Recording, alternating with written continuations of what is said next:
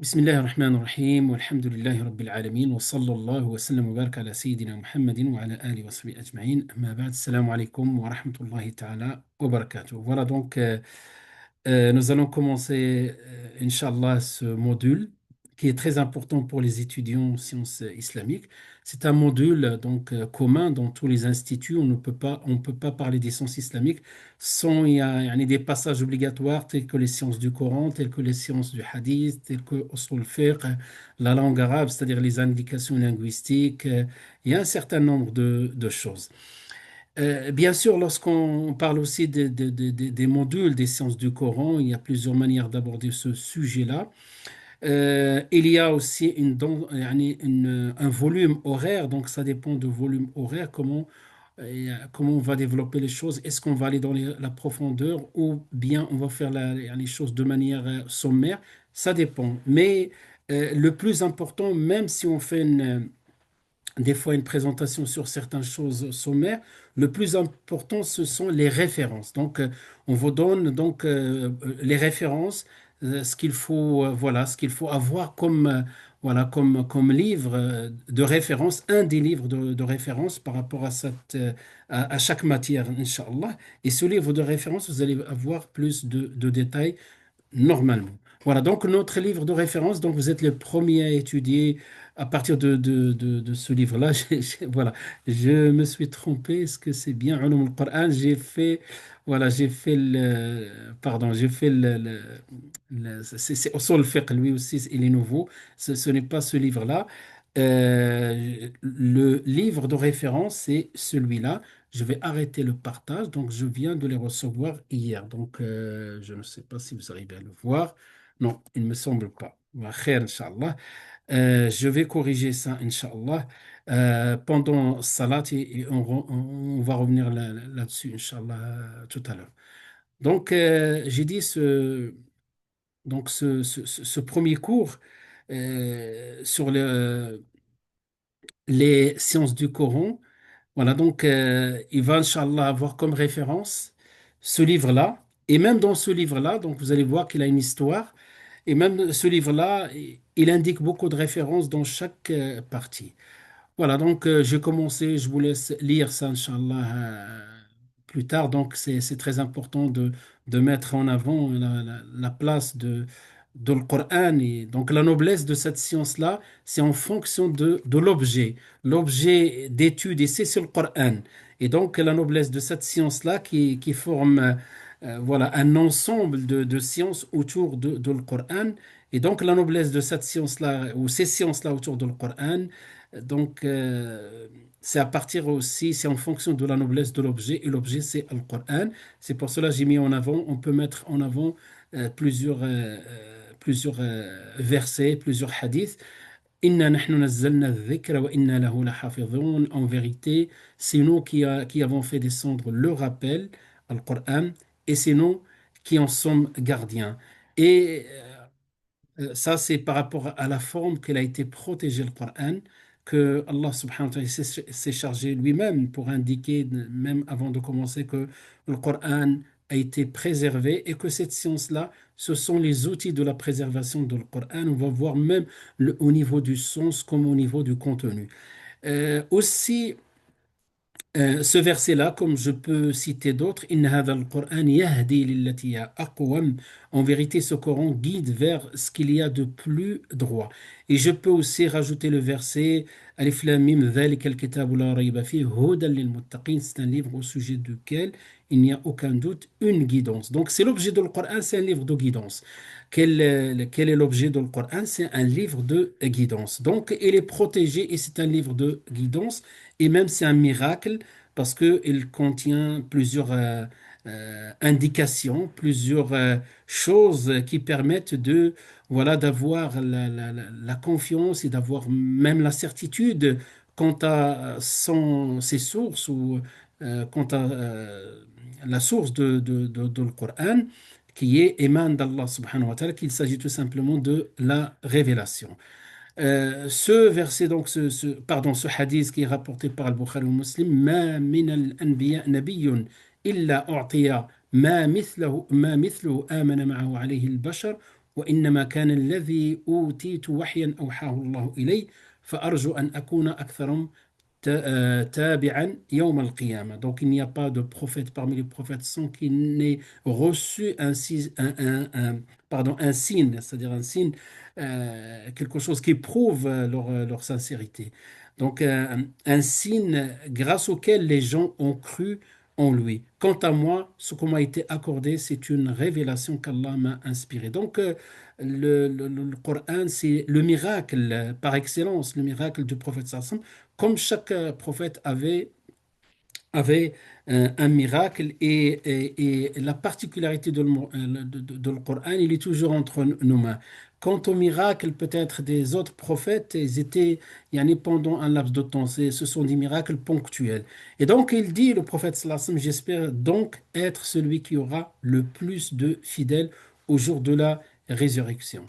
Donc voilà simplement c'est une introduction. Donc qu'est-ce qu'on va étudier, Inch'Allah, dans ce module? On va commencer par une petite introduction et on rentre dans le vif du sujet en définissant, Inch'Allah, les sciences du Coran. Et en commençant par qu'est-ce que le Coran et ensuite qu'est-ce que les sciences du Coran.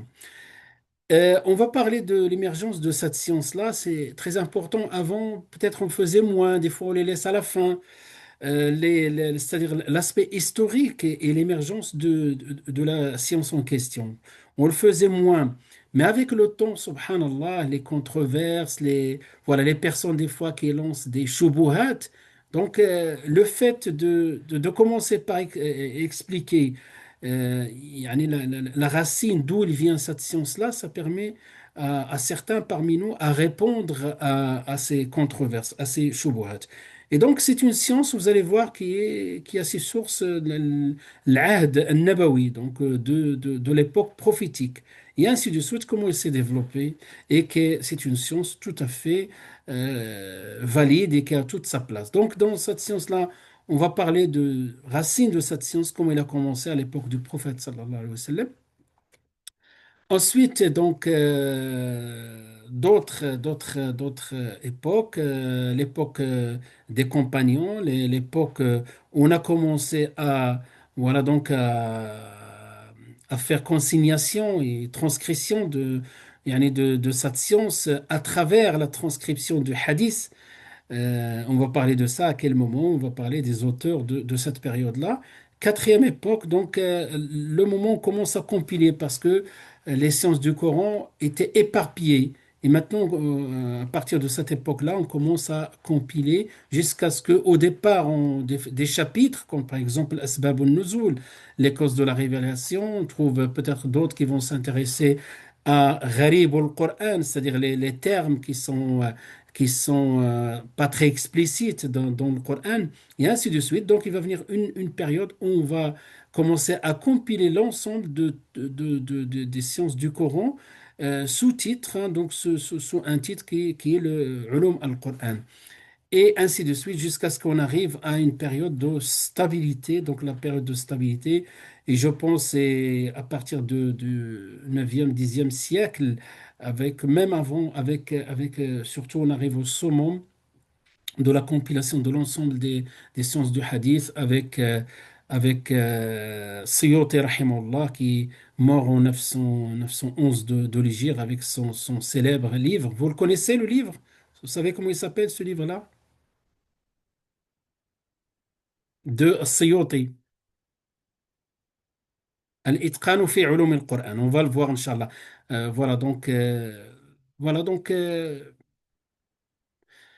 ensuite, on va passer à autre chose. Donc, après l'aspect historique, on va parler voilà, une forme de cartographie de ces sciences islamiques, c'est-à-dire on va parler des thèmes et des principaux thèmes de cette science-là. À partir de la définition, vous allez voir, on va partir de la définition, on va la décomposer, cette définition-là, après avoir discuté autour de la définition et critiqué peut-être certaines définitions, on va arriver à une définition qui est retenue par aujourd'hui des chercheurs, tels que je vais beaucoup évoquer. Et Inch'Allah, je vous montrerai peut-être après la salade un certain livre référence sur lequel je me suis basé pour la compilation de ce livre-là, Les sciences du Coran. Comme le Ma'had, il s'appelle Ma'had ou il s'appelle l'Institut, donc c'est un institut qui se trouve à l'étranger. Donc, Ma'had, l'imam Shatibi, c'est pas Shatibi ici hein, en France. Et en même temps, on l'appelle, avant il s'appelait le Burhan, donc il s'appelle Al-Burhan, et donc il est dédié aux recherches autour de le Coran et des sciences du Coran, le tafsir, les qira'at, les lectures, etc. Et voilà, de manière générale, tout ce qui touche au Coran, c'est-à-dire autrement les sciences du Coran. Donc, on va voir ce qu'on a retenu comme définition, parce que ce sont des définitions qui sont basées yani sur des critères de recherche contemporaine. Et on arrive à une définition, et à partir de cette définition, vous allez voir, on va décomposer cette définition et on arrive voilà, au spectre de l'ensemble des principaux thèmes de le Coran. Donc, comme si vous avez la lumière blanche, hein, donc vous décomposez la lumière blanche et il donne voilà, l'arc-en-ciel, cette décomposition. Voilà, donc ensuite, on va commencer par les types de le Coran, متعلقة بنزوله, tout ce qui touche la révélation.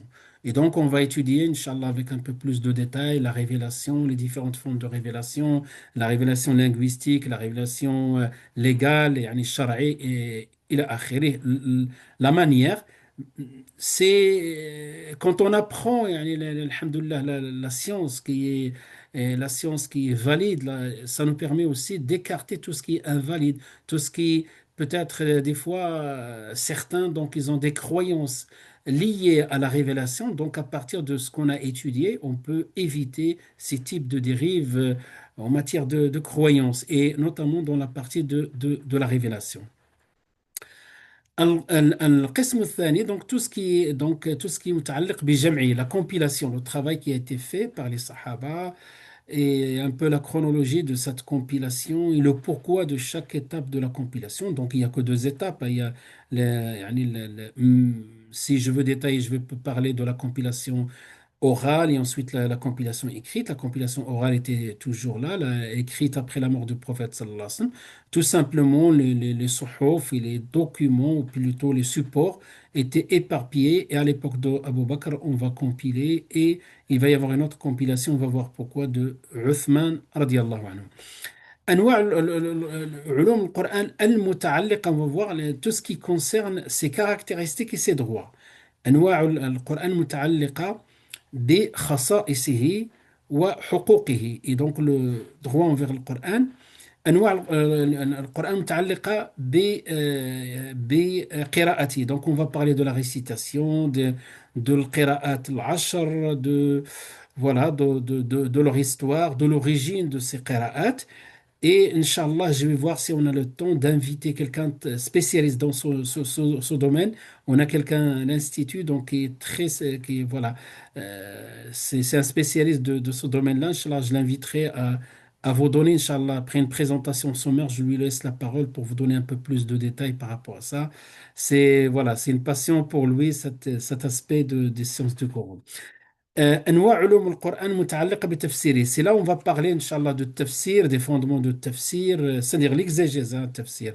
أنواع علوم القرآن المتعلقة بلغته وأسلوبه. C'est-à-dire, là, on va parler donc tout ce qui est lié donc à la langue, tout ce qui touche yani la question de la langue et aussi les indications linguistiques qu'on trouve dans Usul al-Fiqh. Donc l'am, al-khas, donc le général, le spécifique, le défini, l'indéfini, etc. Donc ça, c'est important. Donc ce chapitre-là, quand on parle de ce chapitre des indications linguistiques, c'est un chapitre commun entre Ulum al-Qur'an, Ulum al-Hadith et Usul al-Fiqh. On va le trouver dans les trois, il faut le connaître. Quelqu'un, un étudiant qui a fait un cursus en sciences islamiques et qui ne connaît pas yani cette science et cet aspect-là des indications linguistiques, donc il lui manque beaucoup de choses pour comprendre comment on passe du texte à ce qu'on appelle l'istinbat, à l'extraction des règles et des lois, ou plutôt des prescriptions juridiques. Donc voilà, après j'ai commencé, donc là, si vous voulez, les 6 catégories qu'on va voir, qui regroupent, dans chaque catégorie, il y a des sous-catégories que vous voyez en noir. Donc vous avez, si je prends أنواع علوم القرآن المتعلقة بنزوله, on va parler de l'wahy, on va définir la manière de la révélation, أول ما نزل, tout ça touche à l'wahy. Le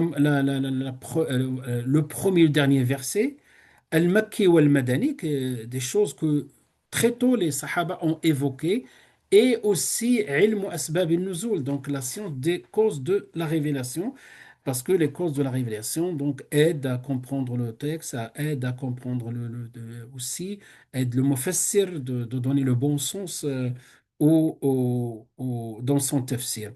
Donc ça, c'est la première catégorie qui touche tout ce qui est, voilà, tout ce qui est révélation. Deuxième catégorie, donc, أنواع علوم القرآن المتعلقة بجمعه. Donc on va parler de la compilation et de la transcription. Donc جمع القرآن وتدوينه, c'est-à-dire la transcription. ترتيبه, l'ordre des sourates et des versets. Et la question qui s'oppose, est-ce que c'est quelque chose de tawqifi, éman d'Allah et de son messager, ou bien il y a l'ijtihad dans ce domaine-là. Ensuite, on va parler du nombre de sourates du Coran, nombre de versets, et la division, ou plutôt la division des versets. Ensuite, on va parler de Rasmu al-Qur'an. Donc, Rasmu al-Qur'an, au niveau de la traduction, j'étais un peu yani, partagé. Donc, est-ce qu'on. Rasm, c'est-à-dire la manière d'écrire, ah, c'est pas vraiment la calligraphie, hein. La calligraphie, c'est autre chose. Mais euh, je pense, j'ai hésité, une des traductions, d'ailleurs plus loin, je l'ai mis entre parenthèses, graphie, tout simplement que la graphie de le Coran. Parce que vous allez voir que des fois, on arrive à lire des mots dans le Coran dans lesquels il y a des lettres qui ne sont pas prononcées. Ou bien, voilà, ou bien il se prononce de manière différente de ce qui est écrit. Et ça, c'est tout simplement ce qu'on appelle la graphie, si j'utilise maintenant cette traduction. Rasm, c'est graphie du mushaf othmanien, de l'Uthmani, Rasm al-Uthmani, qui est pour l'ensemble, donc il y a consensus que c'est le rasm qu'il faut utiliser. Parce qu'il y a consensus des Sahaba à l'époque de Uthman, radiallahu anhu. Et dabtu al-mushaf, donc la ponctuation, parce que au début, on n'avait ni point ni voyelle, donc on va voir, Inch'Allah, cette histoire-là, yani l'histoire de cette question-là. Ça, c'est la deuxième, tout ce qui concerne maintenant la transcription, la compilation dans le Coran. Donc, on a parlé de nuzul, la révélation, transcription. Ensuite, tout ce qui concerne le huquq, les droits et les particularités de le Coran. Donc, c'est dans ce chapitre-là ou dans cette partie-là, on va étudier les noms du Coran et des sourates, les mérites du Coran, donc Fada'il al-Coran, hada min khasa'isi, c'est-à-dire ça fait partie des particularités. I'jaz al-Coran, l'imitabilité de le Coran, du Coran, qui fait partie de khasa'isi aussi, qui fait partie de ce qu'on appelle les particularités. J'introduis des termes en arabe qu'il faut. Je ne sais pas, je ne connais pas votre niveau en langue arabe, mais le mieux, Inch'Allah, voilà, de connaître le maximum. C'est pour cela que je garde toujours. Ça me prend beaucoup de temps d'avoir yani, le slide division 2 arabe en français parce que pour moi, c'est indispensable pour un étudiant en sciences islamiques et notamment pour un cadre religieux. Al-intisar le Coran, c'est-à-dire le défendre, yani la défense de le Coran, parce que il y a aujourd'hui des shubuhat, des controverses, des islamologues, des fois qui remettent en question l'origine du Coran, qui remettent en question voilà,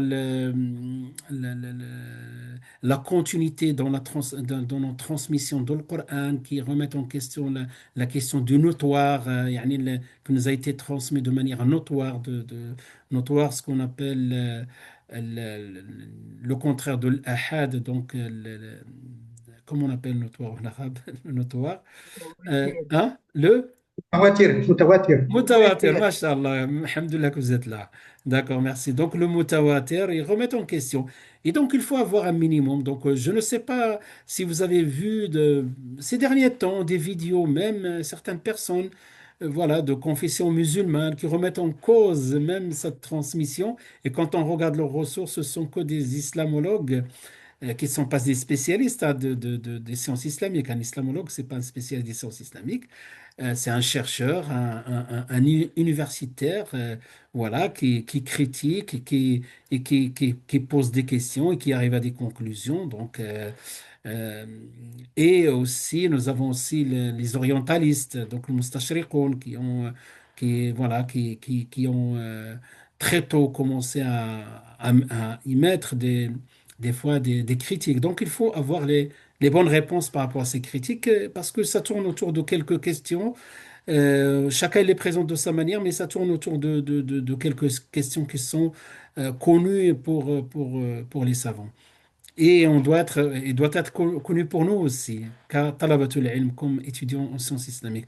Ulum qira'atul Qur'an, donc quatrième catégorie qu'on va voir. Al-Ahruf Sab'a, la signification que signifient les sept modes de lecture du Coran. Ilm al-Qira'at, la science des lectures, donc la science des Qira'at, la lecture.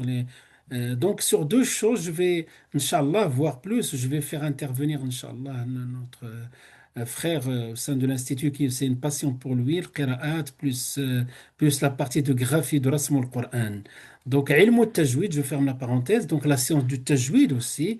Ilm al-Waqf wal-Ibtida', voilà, la science de l'arrêt et du commencement. Ilm al-waqf wal-ibtida', c'est-à-dire à quel moment. Donc, vous voyez, quand vous prenez le Coran, des fois, vous allez trouver des lettres, par exemple, jim, vous allez selon les versions. Est-ce que Warsh ou la Hafs eh ben, indique des fois jaiz de faire voilà, un arrêt ou des fois c'est interdit parce que ça peut altérer le sens et dans le sens contraire, etc. Donc, ilm al-waqf wal-ibtida, il rentre avec tajwid, mais en même temps, c'est-à-dire c'est une science qui nous permet la bonne compréhension de le Coran. Ou adab qira'at al-Qur'an, donc les bonnes manières de la lecture du Coran. Donc tout ça rentre dans la science de la lecture de le Coran, ce qu'on appelle ulum qira'ati al-Qur'an. Cinquième, donc on va voir six, comme vous avez vu au départ, six grandes, on va dire, catégories. Et dans chaque catégorie, donc la première, il y avait trois sous-catégories, pardon, cinq, deuxième cinq, troisième cinq, ça fait 15 jusqu'à maintenant. Et là, on va voir 10 sous-catégories lorsqu'on va parler de tafsir. Tafsir, au départ, subhanallah, avant cette étude, et moi-même, j'ai suivi cette formation dans cet institut de l'Burhan. Avant, j'ai dissocié, avant, je dissociais le tafsir avec les sciences du Coran. Mais en réalité, ils font partie des sciences du Coran, le tafsir. Et dans cette partie du tafsir, la science de ilm al-tafsir, ilm usul al-tafsir, les sciences du fondement du tafsir, ilm manahij al-mufassirin, la science des méthodologies de l'exégète, ilm ahkam al-Qur'an, la science de prescription juridique du Coran, parce que nous avons des tafsirs qui sont orientés prescription juridique. Ilm al-nasikh wal-mansukh, la science de l'abrogeant et de l'abrogé, ça on le trouve aussi dans les sciences du hadith, dans les sciences de usul al-fiqh. Ilm mutashabih al-Qur'an, donc la science des mutashabih, c'est-à-dire ce qui évoque ou ce qui est similitude. Ilm mushkil al-Qur'an, donc les sciences des passages problématiques. Quand je dis, même entre parenthèses, problématiques, c'est-à-dire il y a une contradiction apparente comme cette science-là, et où nous avons des spécialistes, où nous avons des livres qui, voilà, voilà, qui résout toutes ces questions. Voilà. Comme Ibn Qutayba, rahimahullah, et voilà, qui est quelqu'un très brillant dans ce domaine-là, que ce soit la problématique ou bien mushkil al-hadith ou bien mushkil al-Qur'an ou mushkil. علم بهبات القرآن, donc les sciences des éléments indéterminés dans le Coran, donc des termes qu'on ne connaissait pas. علم المناسبات, donc la science des liens. contextuel dans le Coran. Ça, on le trouve dans le Mufassirin. Des fois il y a plusieurs manières. Vous allez voir, Inch'Allah, quand on arrive au tafsir. Donc, il y a le tafsir qui est ordinaire, le tafsir quand on prend verset par verset. Mais il y a d'autres tafsirs thématiques. Voilà. Il y a d'autres tafsirs et on regarde toujours voilà, ce qu'on appelle munasabat, les concordances entre ce verset, puisque émane d'Allah qui est le sage, donc il y a des sagesses que les ulama mettent en évidence, et notamment ces spécialistes de tafsir.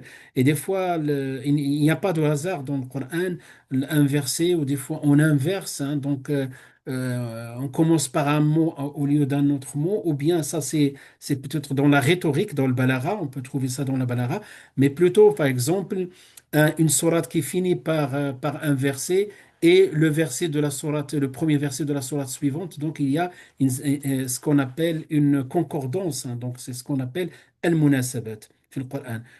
Munasib, ça vient de munasib. Tarjamatul Qur'an. Et on va parler de la traduction de Al-Qur'an aussi. Et voilà, cette science et les nouvelles. euh, علوم لغة القرآن, donc tout ce qui concerne la langue du Coran. Donc, علم غريب القرآن, les mots rares du Coran. علم الوجوه والنظائر, c'est très intéressant ça aussi, parce que des fois, on a des mots. Voilà, qu'est-ce que le wujuh wal nadha'ir? Nadha'ir, ce sont des mots qui sont les mêmes, hein. Donc, on peut, je peux peut-être utiliser un terme aujourd'hui pour simplifier l'explication. Qu'est-ce que le wujuh wal nadha'ir? Voilà, donc, ce que j'ai traduit, mais je travaille toujours sur la traduction, la science des pardon, la science des sens multiples et des termes similaires dans le Coran. Donc, comme ça, on ne peut pas comprendre grand-chose. Mais simplement pour comprendre de quoi s'agit-il. Donc, le wujuh wa nadha'ir. Nadha'ir, donc, comme si vous avez des mots polysémiques, nadha'ir, donc un mot qu'on va prendre, un mot polysémique, par exemple, hakama, ou plutôt qada, wa qada rabbuka. Le mot qada, donc, qada, ça peut être, yani, ça peut prendre le sens de à ordonner, ça peut donner le sens yani ordonner ou décréter, ça peut donner d'autres sens. Yani, ça, c'est le nava'ir, le deuxième terme, hein, le deuxième terme nava'ir. Ou bien l'eau, al-ma'. Ce n'est pas dans le Coran, on utilise, à ma connaissance, ce n'est pas un exemple coranique. Donc, al-ma', c'est un terme polysémique. Et donc, le ma', il peut être utilisé, yani, il peut utiliser yani, dans d'autres contextes pour donner un autre wajh, un autre sens. C'est pour ça qu'on parle de sens multiple, puisque ce terme est polysémique. Regardez le hadith qui vient me traverser l'esprit. Le prophète sallallahu alayhi wa sallam a dit Al-ma'u min al-ma'. Al-ma'u, l'eau, al-ma'u min al-ma'. Et le ma, le premier, il parle de le ma, c'est-à-dire de prendre ces grandes ablutions qui est à partir de l'eau. Min le ma, c'est-à-dire quand il y a rêve érotique et il y a éjaculation, c'est-à-dire el ma. Donc, ces termes-là qui sont polysémiques, qui sont pour nous, c'est la même prononciation, c'est le même terme, mais utilisés dans différents endroits dans le Coran. Navair, c'est chaque endroit et la signification. Donc peut-être j'anticipe, mais on va les voir, Inch'Allah. Ilmu al-mu'arrab, ou l'Arab, les sciences du mot d'origine. Pardon, al-mu'arrab, je me suis trompé. Je suis au 3, c'est pas au 4, j'ai dit Arab. Le mu'arrab, ce sont des mots d'origine étrangère dans le Coran. On va voir l'avis des savants. Certains disent qu'il n'existe aucun mot étranger qui a été arabisé. Et on va voir, Inch'Allah, tout ça. علم إعراب القرآن, les sciences de l'analyse grammaticale du Coran. Donc, vous savez, l'Arab, c'est quelque chose de spécifique à la langue arabe. Donc, la fin de chaque mot, donc, qui change de voyelle, c'est ça. Et ben, le changement de voyelle implique un changement du sens. Et donc, cette science-là est très importante. Et d'ailleurs, même, il y en a qui ont fait l'Arab de tout le Coran, dans certains tafsirs. Et on va voir même, quand on parle des méthodologies de tafsir, plutôt les orientations de tafsir, on va voir certains orientés langue arabe, comme celui de Zamarchari et d'autres. La langue arabe, la rhétorique, voilà le balara qui va venir par la suite, la rhétorique, l'éloquence du Coran, الإعراب في القرآن. Donc plus et ils mettent en évidence يعني l'imitabilité de le Coran à travers la langue arabe. Et surtout, surtout quelque chose, le 6 qui me tient à cœur, ce sont voilà, dalalat ou alfaz al-Qur'an, la science de l'éloquence du Coran. Pardon, 6, l'étude des indications linguistiques et des mots utilisés dans le Coran. Ensuite, donc, on va voir encore, donc on est dans quel, donc, 8, 9, 8, ilm amthal al-Qur'an, les sciences des, voilà, des sermons dans le Coran. Là, il me semble, non, pas la science, يعني القسم, الأيمان. Donc, c'est le serp, donc la science des serments dans le Coran. Parce que Allah Azza wa Jal a أقسم يعني في القرآن بكثير من مخلوقاته. Allah a juré par beaucoup de ses créatures dans le Coran. Donc, c'est une science à part. علم قصص القرآن, donc la science des récits coraniques. Et enfin, علم الجدل في القرآن, par rapport à cette catégorie-là. Donc, علم الجدل في القرآن, c'est une science aussi, le débat et voilà, les dialogues dans le Coran. Et voilà, donc on a fait le tour. Donc, si je compte, donc il y a 6 grandes catégories. Voilà, donc la première catégorie, on a vu, et la deuxième et la troisième, on a 5. Ensuite, on a 5 plus 5 plus 5, ça fait 20, plus 10, on arrive à peu près à 60 sciences parmi les sciences du Coran. Si avant, voilà, donc ça c'est simplement avant de commencer. Si je compare avec le nombre de sciences ça reste pour moi la grande référence, c'est l'Itqan fi ulum al-Qur'an de l'imam Suyuti, rahimahullah.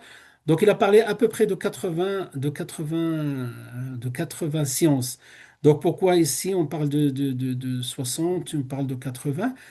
Il y a des, voilà, il y a des points communs quel que soit le livre de sciences du Coran, on ne peut pas parler des sciences du Coran, par exemple, sans parler de Al-Wahi, sans parler de, voilà, de Jam' al-Qur'an, la compilation du Coran. Donc, ce sont des sciences indispensables. Sinon, on parle d'autre chose, on ne parle pas des sciences du Coran. Aussi, Dalalatul Alfaz, tout ça, yani, c'est indispensable. Après, il y a des fois des choses qui sont subdivisées ou des choses plus détaillé, donc une catégorie qui est divisée en 4 ou 5 catégories. C'est ce qu'on trouve chez As-Suyuti lorsqu'on parle de, par exemple, ici on a parlé le plus important que le mufassir ou le faqih a besoin, c'est soit Asbab al-Nuzul, soit le Makki, soit le Madani. Donc, le Asbab al-Nuzul, c'est les causes de la révélation, soit ce qui a été révélé à la Mecque et ce qui a été révélé à Médine ou à Nasikh ou al-Mansukh. Il a besoin de ces trois-là. Mais on va trouver, par exemple, chez l'imam As-Suyuti, rahimahullah, qu'il a cité, par exemple, les versets qui ont été révélés la nuit, le jour, alors que le prophète sallam c'était sur une monture, alors qu'il était, voilà, était pas sur une monture, il était ghayru rakib, sur une monture, pas, etc. Ce sont peut-être des séances qu'on peut compiler dans ces trois que j'ai évoqués avant. Donc j'espère que c'est un peu, ça c'est le menu pour vous donner un aperçu général. Moi, j'aime bien commencer à prendre de la hauteur avant de rentrer dans le vif du sujet, rentrer dans les détails. Voilà, donc ce qu'il faut retenir ici, que les sciences du Coran qu'on va voir, Inch'Allah, c'est une science qui a toute une histoire, qui a commencé à l'époque du prophète Sallam. On va donner, Inch'Allah, des exemples, cette science-là, pour mieux comprendre le Coran. Et voilà, et aussi, donc, c'est une science qui est au service de la forme et au service du fond. La forme, c'est-à-dire ce qu'on a reçu, c'est le livre d'Allah nous a été transmis avec une voix notoire et de manière catégorique, sans équivoque. Et le contenu aussi, cette science va nous donner des outils, voilà, des outils pour mieux comprendre le sens des termes et le sens du Coran, le bon tafsir et les bonnes prescriptions, que ce soit dogmatique, juridique, éthique. D'accord? Voilà, donc ensuite, donc ça c'est le premier point, la galaxie, cette galaxie qui tourne autour du Coran.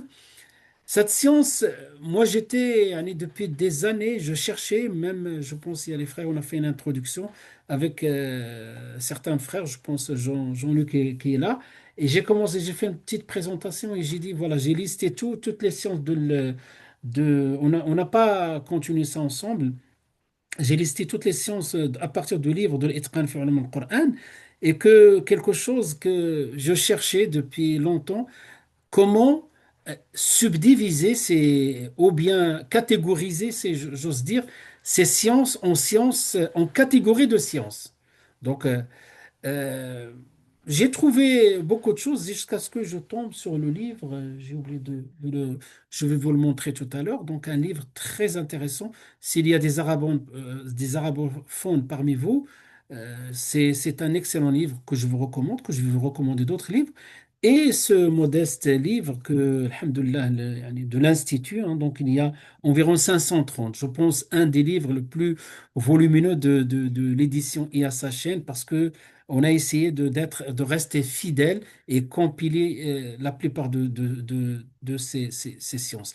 Donc j'ai dit donc cette subdivision qui m'a toujours interpellé, comment jusqu'à ce que je suis tombé sur la subdivision proposée de cet institut au Châteauby, ou bien anciennement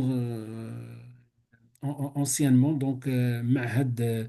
Ma'had Tafsir aussi, il s'appelle Ma'had Tafsir, Tafsir comme Tafsir Al-Qur'an. Il est très célèbre. Il a beaucoup de productions, il y a des docteurs qui portent ce projet-là. Et il y a parmi eux Cheikh Al-Tayyar, donc il y a une introduction, quelque chose comme ça, de sciences du Coran. Inch'Allah, je vais les préparer quand on fera la salat, Inch'Allah, et je vais les montrer, Inch'Allah, avant de commencer la deuxième partie. Voilà, ça c'est ce que je peux vous dire par rapport à l'introduction. Est-ce que vous avez des questions? Est-ce que vous avez compris où on va avancer? Là, c'est comme un guide touristique qui va vous montrer, qui va vous donner un peu, voilà, le plan de la visite et des séjours, etc. C'est très Dites-moi, bien, cher. Barakallahu fik. Allah يبارك فيك les autres, Inch'Allah. Ça va, vous n'êtes pas perdu?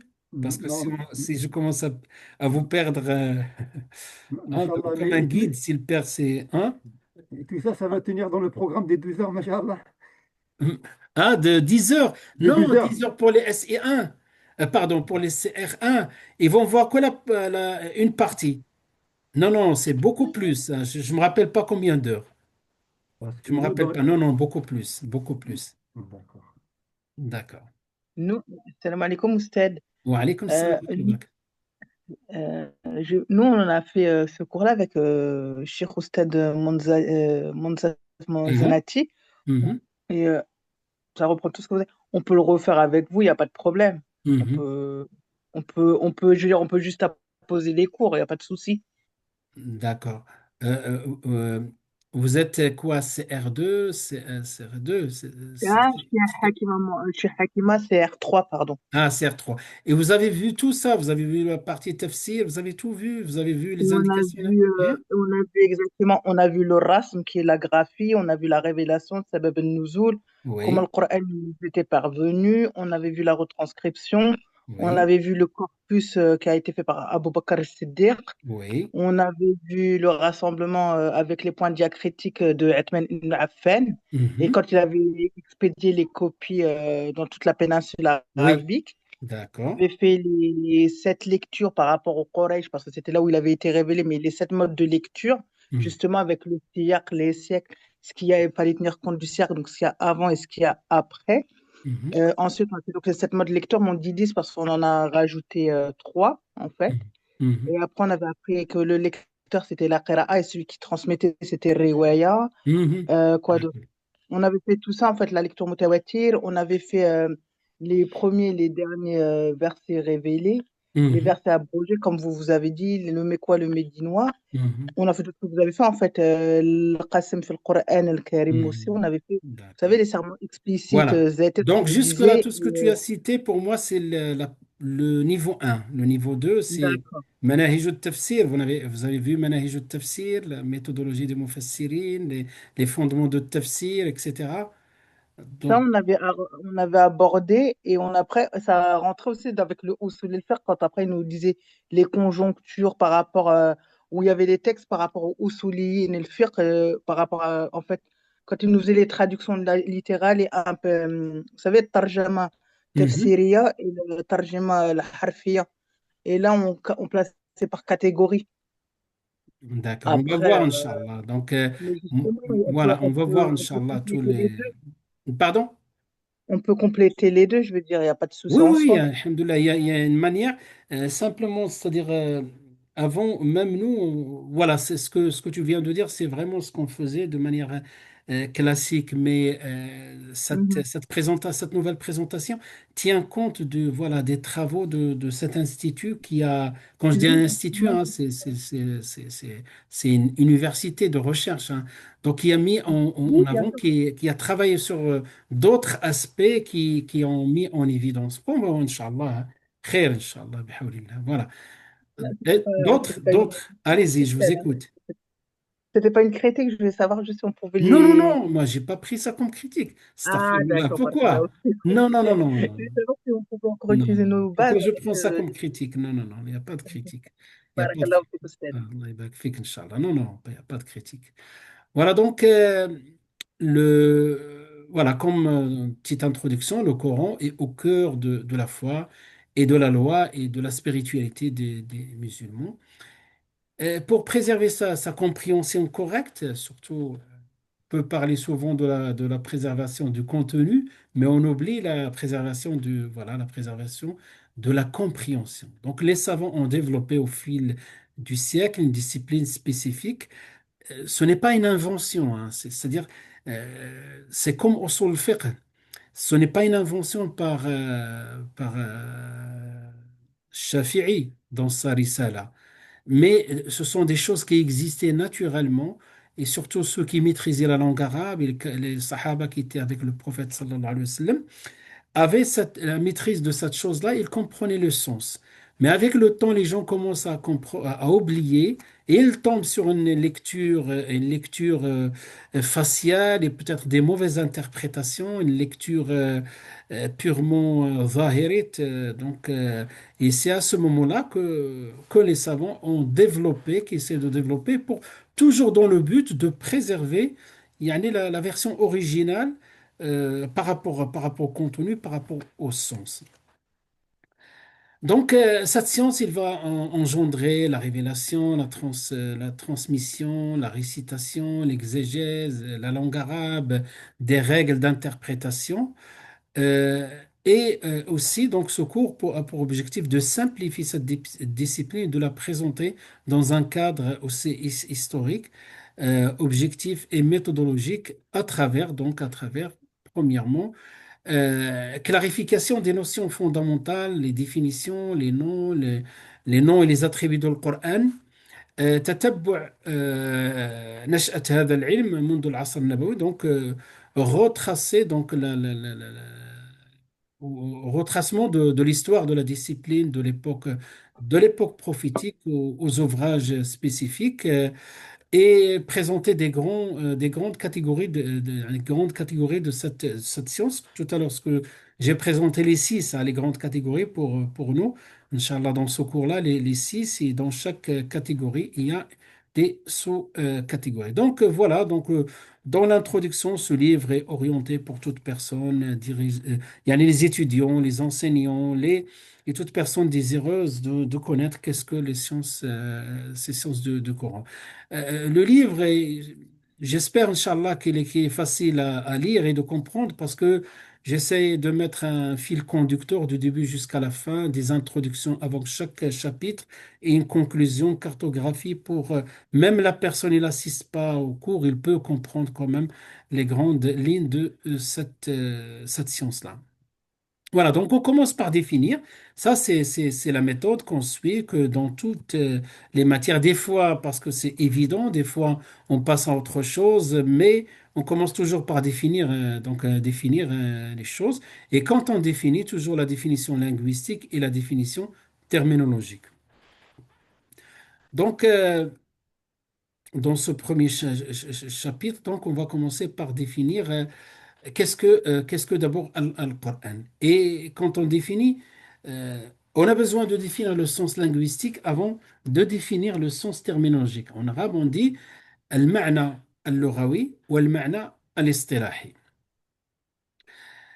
À votre avis, est-ce qu'il y a une sagesse derrière quand on définit d'abord la chose, et en commençant par la langue arabe, le sens linguistique, et ensuite le sens terminologique, istilahi ou shar'i? Mhm. Vous avez une idée pourquoi? C'est important. Et quand je pose des questions, pour moi, sur des aspects importants pour que, Inch'Allah, vous gardiez cette réponse, Inch'Allah. Vous avez une idée pourquoi on définit? Parce qu'on en revient à la racine du mot. Oui. Et pourquoi Si on on revient donne le à la sens racine du mot? étymologique, on va revenir à la racine, ce qui va permettre de comprendre mieux peut-être quels sont les, comment, les fondements, les racines du mot. Mhm. Oui, et une fois qu'on a compris les racines du mot, d'accord? Pour le Ça, c'est conventionnel, de point de vue linguistique. voilà, pour le conventionnel, en fait, ça nous permet de différencier ce qui est le but visé, parce que comme vous avez dit, le mot il peut avoir un sens polysémique, donc il peut être le fahm ou bashir que l'individu comprend, alors Mhm. que dans le conventionnel, c'est le marsoud, qu'est-ce qu'on recherche en fait à travers, ça peut différencier, ça va nous amener au but de cette science. D'accord, très bien. Ce que vous avez dit, alhamdoulilah, c'est correct, hein, donc tous.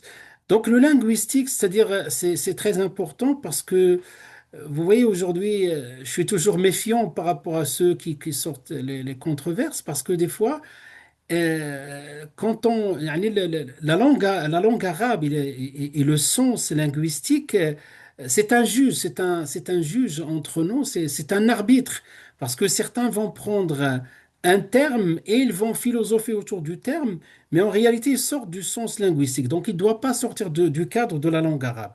Voilà, ça c'est la première. C'est-à-dire, on va tracer les premières frontières, qui sont le sens linguistique. Et à l'intérieur, on va trouver le sens terminologique. Voilà, comme ça, on préserve la signification. Et ça, on l'utilise de partout. Surtout, moi, j'ai vu certaines personnes voilà, qui dérive devant un public, et ce public, il est pas vacciné entre parenthèses, c'est-à-dire il n'est pas immunisé, et ils peuvent absorber tout ce qu'on leur explique comme sens, alors qu'il sort du sens linguistique, hein. Et ce sont des gens qui disent on va faire du tafsir, hein, un tafsir selon une méthode, etc. On a même pas dans le département, mais dans la région, on a quelqu'un comme ça qui a touché de la jeunesse, mais on entend de moins en moins parler de ces personnes-là. Donc, le cadre linguistique, donc voilà, نتحاكم إلى المعنى اللغوي. Donc, on l'utilise comme cadre pour ne pas. Et bien sûr, on cherche la racine, comme tu as dit aussi. On cherche la racine pour comprendre le sens. C'est dans ce cadre-là qu'on va trouver le sens terminologique de la chose. Et commencer par définir, c'est très important. Même on est dans un débat, ou bien une recherche scientifique. D'ailleurs, si vous avez fait de la recherche, vous allez voir, ou vous avez lu des thèses, toujours on commence par le début de la recherche, un chapitre de la recherche au niveau du sens linguistique. Et des fois, ou bien le sens tout court. Pourquoi? Et après, on arrive à une conclusion, on propose. D'ailleurs, c'est ce qu'on va faire ici. On va donner une définition, Inch'Allah.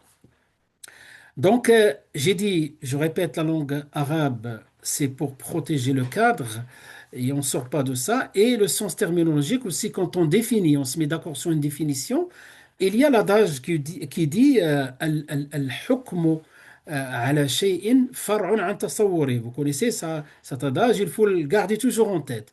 C'est-à-dire le fait يعني al-hukmu ala shay', c'est-à-dire statuer sur quelque chose dérive de la connaissance de la chose ou de la conception de la chose. C'est-à-dire, une fois que tu connais la chose, tu peux la juger. Et ce jugement ou bien cette attribution du statut dérive de la connaissance de la chose. C'est pour cela la définition est très importante. Par exemple, quelqu'un qui me ramène un plat qui me dit est-ce que c'est halal ou haram? Est-ce que c'est يعني on peut manger ça ou pas. On va lui demander les ingrédients.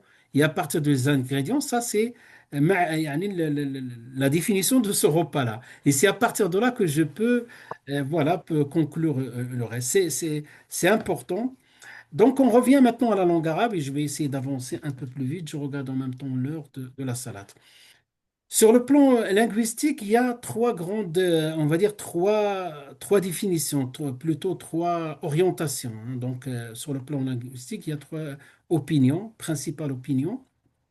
La première, c'est un nom propre. Certains disent alamun jamid, comme quelqu'un qui a un prénom, hein. Donc, alam, alam, c'est voilà, un nom propre. D'autres, donc, si on revient à la racine, donc certains ont dit que voilà, il provient asluhu min al-fi'l qara'a, de lire, de réciter, voilà, de qara'a. Et voilà, donc l'asl qara'a, donc la racine du terme, c'est qara'a. D'autres, ils disent non, c'est qarana. Qur'an, qara'a ou bien qarana. Est-ce que le hamza au milieu fait partie de la racine ou pas? Certains disent non. D'autres disent non, c'est nun qui fait pas partie de la racine. Et si on prend qara'a à la racine, donc ça veut dire lire, réciter. Et si on prend qarana, ça veut dire joindre au, voilà, au voilà, du mot preuve, indication. Voilà, donc qarana, comme qarina. Wallahu a'lam. Mais donc, on va pas trop rester yani, sur cette question-là. La plupart des savants, on va voir pourquoi. C'est la deuxième. Donc, le nom, nom propre, ce n'est pas un avis considéré. Donc, sur les deux autres, la version qui est la prévalente chez les savants, c'est lire, réciter. Ça vient de qara'a. Le Coran vient de la racine qara'a. Et ils vont se baser sur, par exemple, ce verset. Regardez, Allah subhanahu wa ta'ala, il dit Inna alayna jam'ahu wa qur'anahu. Et donc, si on dit Inna alayna jam'ahu wa qur'anahu, ça veut dire que, certes, il nous incombe de rassembler et de réciter. Et donc, si Qur'anahu, yani si on considère qu'il vient de la racine qarana, ça veut dire que c'est comme on va dire, il nous incombe de rassembler et de rassembler. Or, le waw ici de la conjonction, waw l'atf, ici implique deux choses différentes de manière générale. Deux choses, donc, ça veut dire que à partir de ce verset, ce n'est pas يعني le mot Qur'anahu, ça ne veut pas dire يعني rassembler, mais plutôt réciter. Et si vous regardez en français, donc on a déjà fait ce, يعني quand on traduit, on interprète. Vous voyez, quand d'un côté, ben peut-être c'est quelque chose de bénéfique, on a la bonne interprétation basée sur la bonne compréhension, mais des fois, ça nous prive de d'autres sens qui existent. Donc, vous voyez, c'est pour cela la traduction, des fois, comme on dit, traduire, trahir, c'est-à-dire yani, dans le sens où on va restreindre la portée des mots, les termes. Voilà, entre parenthèses. Donc, la conclusion de tout ça, l'origine exacte du mot Coran est discutée, mais le sens le plus solide est conforme à son usage et celui de la récitation, soulignant la nature orale, mémorisation de le Coran. Donc même le fait يعني que c'est le Coran, ça vient de qara'a, souligne يعني la place de la transmission al-shafawiyya, ce qu'on appelle يعني oral, et aussi al-hifz. Al-hifz, c'est la mémorisation. Donc voilà par rapport au sens linguistique. Le sens terminologique du mot Al-Qur'an. Donc là, il y a presque, on va dire, n'importe quel livre, et je pense, vous allez trouver à quelques peut-être termes, à quelques termes de plus ou là de moins, on va trouver cette définition-là.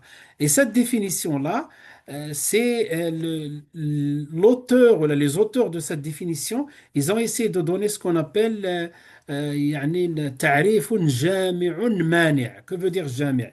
C'est-à-dire qui donne le sens, le vrai sens, qui donne le sens, et en même temps mani' voilà, qui protège cette définition de toute forme de confusion.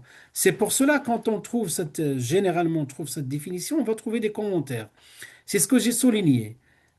Si quelqu'un s'arrête au niveau de Kalamullah, Donc, Al-Qur'an huwa kalamullah, le Coran est la parole de Dieu Tout-Puissant. Dès qu'on s'arrête là, il y a aussi kalamullah dans d'autres livres. D'accord? Donc, c'est pour cela, on va dire kalamullah. Et donc, on a exclu, c'est ça, mani'. On exclut toute forme de confusion. Donc, kalamullah yastabidu kalam al-bashar, ou al-malaika, ou al-jinn. Donc, kalamullah. Sinon, il y a toujours la confusion. Peut-être on peut confondre avec les autres paroles d'Allah dans d'autres livres révélés. Et là, on va restreindre Al-Munazzal ala Muhammadin sallallahu alayhi wa sallam. Et donc là, on a exclu les autres paroles voilà, les autres paroles dans d'autres livres comme la Torah, les évangiles, etc. Voilà, donc ensuite, Al-Mu'jiz bilafdhihi, donc miraculeuse dans sa formulation. Et donc, qu'est-ce qu'on a exclu ici? Les hadiths, parce que les hadiths aussi, c'est une révélation. Et les hadiths Qudsi aussi, qu'on peut dire Qala Allah. Un hadith Qudsi, on dit, le prophète sallallahu alayhi wa sallam dit Qala Allah. Allah a dit. Et donc, on a exclu parce que les hadiths Qudsi, ce sont pas des hadiths qui ont le caractère miraculeux. Al-muta'abbad bi tilawati. Donc, ici, al-muta'abbad, dans la récitation, est un acte de dévotion. Donc, on exclut. Et si vous avez vu ça pour certains, al-qira'at al-shadda, c'est-à-dire les lectures marginales ou la isolées, ce qu'on appelle shadda. Dans le usul fiqh, on parlera, Inch'Allah, de l'qira'at al-shadda. Al-manqoul bit-tawatur. Donc, on a exclu peut-être ici autre chose, tel que tout ce qui a été transmis de manière ahad, comme le hadith Qudsi. Voilà. Al-maktoub fi al-masahif. Al-maktoub fi al-masahif, donc écrit dans les recueils officiels de al-masahif, pardon. Donc là, voilà, tout ce qui a été abrogé. Donc, vous voyez, il y a dans l'abrogation, il y a différentes formes. J'imagine que certains ont vu. Donc, soit un iman sourd au niveau de l'qira'a et au niveau de l'kitaba. Les deux, ou bien des fois mansour au niveau de, de la, de la mise en pratique, mais n'est pas mansour au niveau de l'écriture. Donc, tout ce qui est écrit, ça fait partie du Coran. Par exemple, vous prenez n'importe quel verset où ce verset est considéré comme mansour, qui est abrogé, il fait partie du Coran. Mais mansour au niveau de l'hukm, donc il est abrogé au niveau du statut. Voilà, donc par rapport à la définition, et c'est ça la définition, al-mani', c'est-à-dire la définition qui est mani'. Quels sont maintenant les noms et les attributs de le Coran? Vous savez, le ulama, donc il y en a qui ont tahqiq, ce que j'aime yani chez ces savants-là, ces auteurs de ce livre-là, ils vont aller loin dans le tahqiq parce que peut-être pour nous, on a un nombre important du nom de Coran. Est-ce que vous avez une idée sur le nombre du nom de Coran?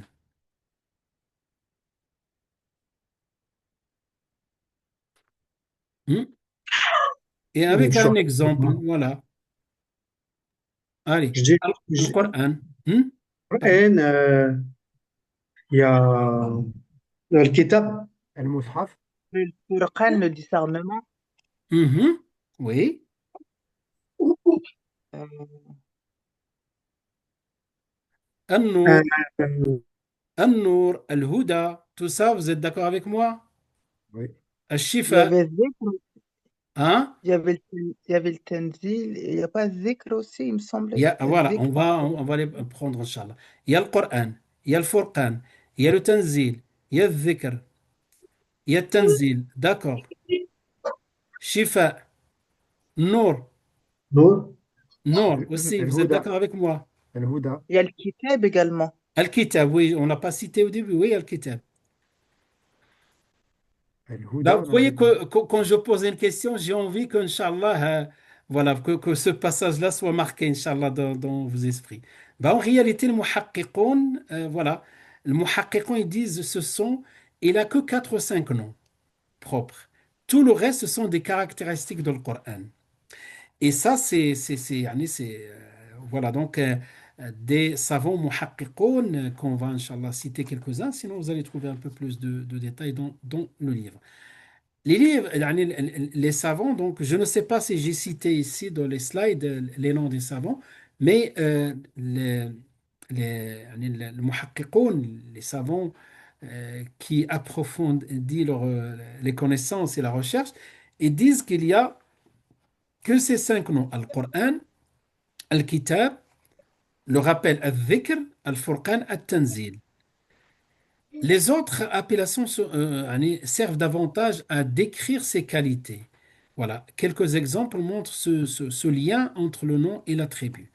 Donc voilà, par exemple, le nom et l'attribut. Donc on a le Coran ou le Kitab, on trouve dans ce verset, Tilka ayatul Qur'ani wa kitabin mubin.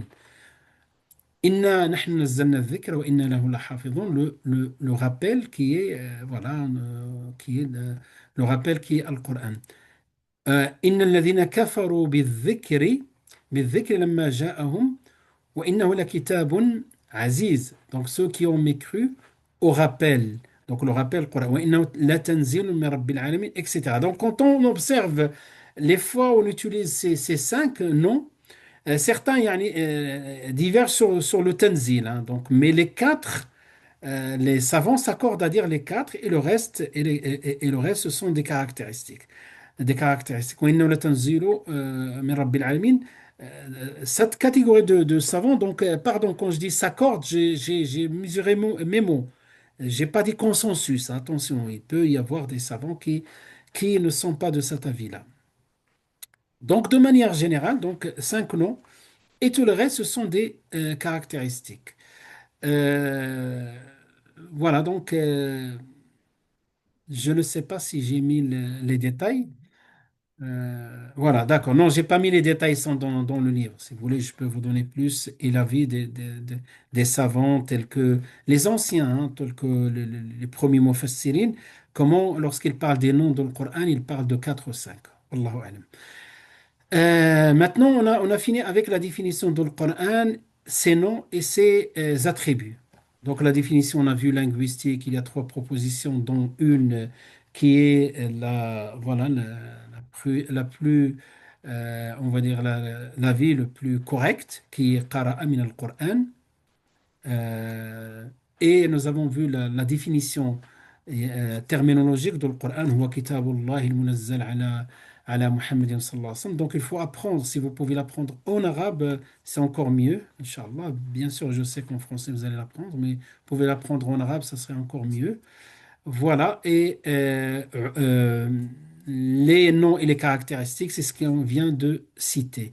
Maintenant, ta'rifu ulumi al-Qur'an. Donc, ulum al-Qur'an, on va proposer quelques définitions. On va proposer quelques définitions de certains savants. Donc, euh, si on prend quelques définitions proposées, on va trouver Az-Zarqani. Qu'est-ce qu'il dit?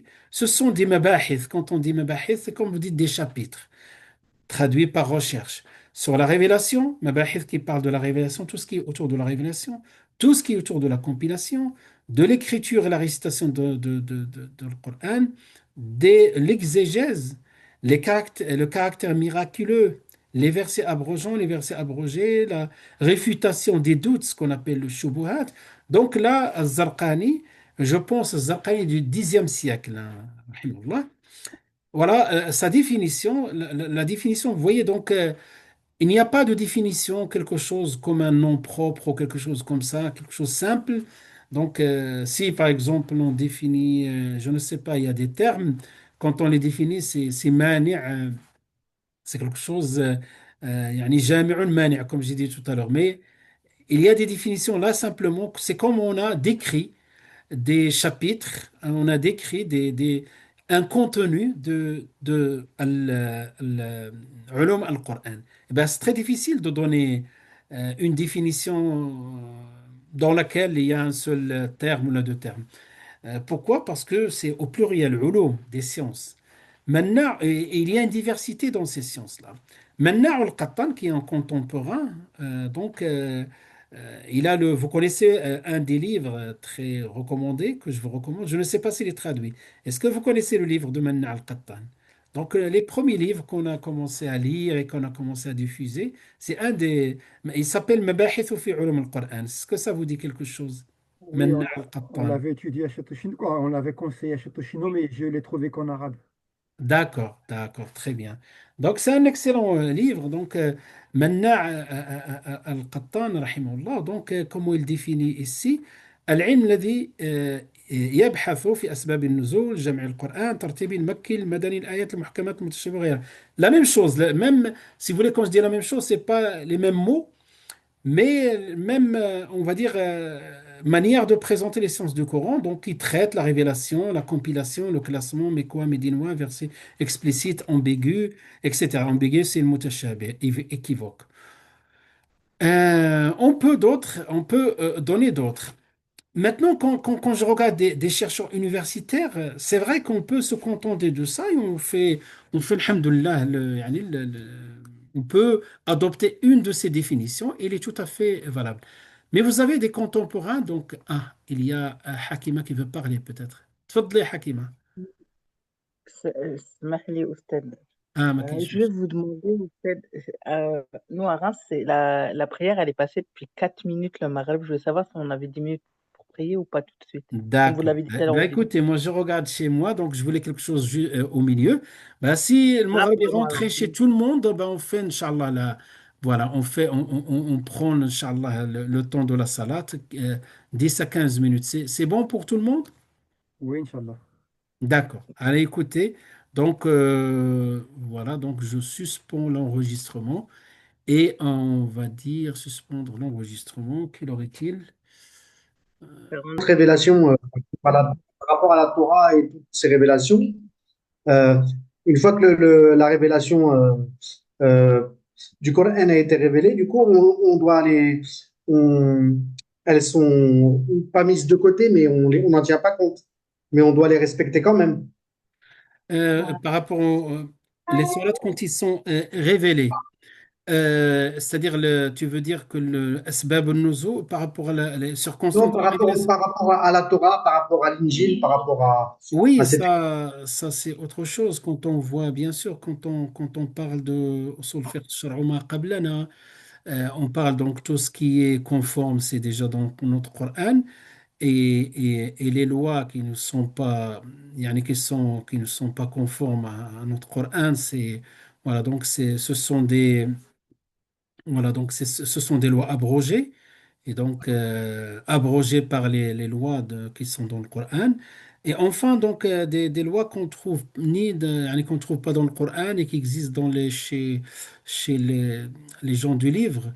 Ça, c'est un sujet de usul fiqh, donc je réponds rapidement, Inch'Allah.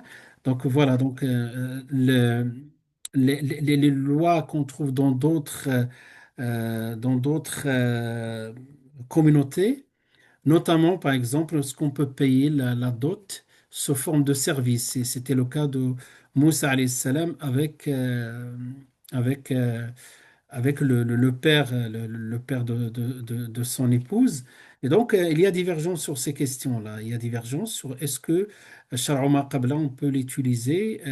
Donc, il y a divergence même sur cette question-là, de manière générale. Donc, tout ce qui est antérieur, c'est abrogé, remplacé par le Coran.